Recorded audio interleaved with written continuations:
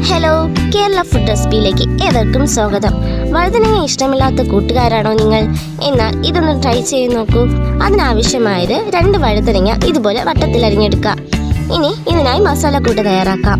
അതിന് 1/4 ടീസ്പൂൺ മഞ്ഞൾപ്പൊടി, 1/2 ടീസ്പൂൺ മുളക് പൊടി, 1/4 ടീസ്പൂൺ ഗരം മസാല, ആവശ്യത്തിനുള്ള ഉപ്പ്, 1 ടേബിൾ സ്പൂൺ എണ്ണ, ഇതെല്ലാം കൂടെ ചേർത്ത് നന്നായിട്ടൊന്ന് കുഴച്ചെടുക്കാം.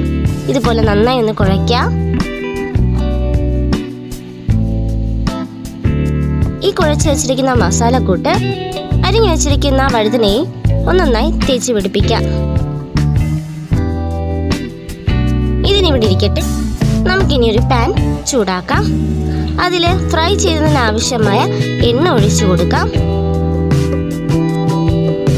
ഇനി ഇതിലേക്ക് അരിഞ്ഞു വെച്ചിരിക്കുന്ന വഴുതനങ്ങ ഓരോന്നായി ഇട്ട് കൊടുക്കാം.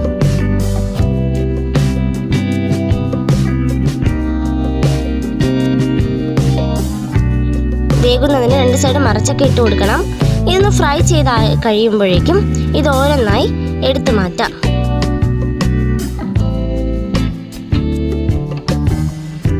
ഇനി ഇതിനാവശ്യമായത് 1.5 കപ്പ് തൈര്. അതിലേക്ക് ഈ ഫ്രൈ ചെയ്ത് വെച്ചിരിക്കുന്ന വഴുതനങ്ങ ഓരോന്നായി ചേർത്ത് കൊടുക്കാം. ഇതുപോലെ ഒന്ന് മിക്സ് ചെയ്തെടുക്കണം. ഇനി ഒരു പാൻ ചൂടാക്കി അതിൽ 1 ടേബിൾ സ്പൂൺ വെളിച്ചെണ്ണ ഒഴിച്ച് 1/2 ടീസ്പൂൺ കടുക് ഉപയോഗിച്ച് പൊട്ടിച്ചെടുക്കാം.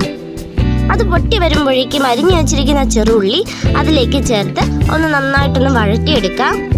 അതൊന്ന് വഴണ്ട് വരുമ്പോഴേക്കും 2 വറ്റൽമുളക് പൊട്ടിച്ച് അതിലേക്ക് ചേർത്ത് കൊടുക്കുക. അതൊന്ന് ഇനി വഴറ്റിയെടുക്കുക. ഇനി അതിലേക്ക് 2 തണ്ട് കറിവേപ്പില ചേർത്ത് കൊടുക്കാം. അതൊന്ന് വഴണ്ട് വരട്ടെ.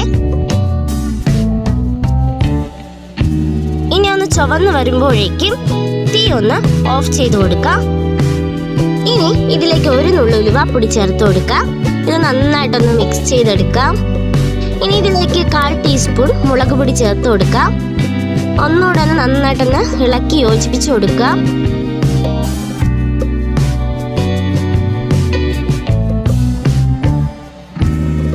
ഇനി മാറ്റി വെച്ചിരിക്കുന്ന തൈരിലേക്ക് ഈ കൂട്ട് ഒന്ന് ചേർത്ത് കൊടുക്കാം.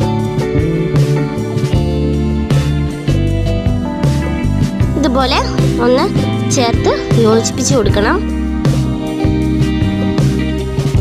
ഇവിടെ നമ്മുടെ വഴുതനങ്ങ തൈര് കറി റെഡി ആയിരിക്കുകയാണ്. വഴുതനങ്ങ ഇഷ്ടമില്ലാത്ത കൂട്ടുകാർ പോലും ഇത് ഇഷ്ടപ്പെടും. അടുത്ത അടിപൊളി റെസിപ്പിയുമായി കാണാം. ബൈ.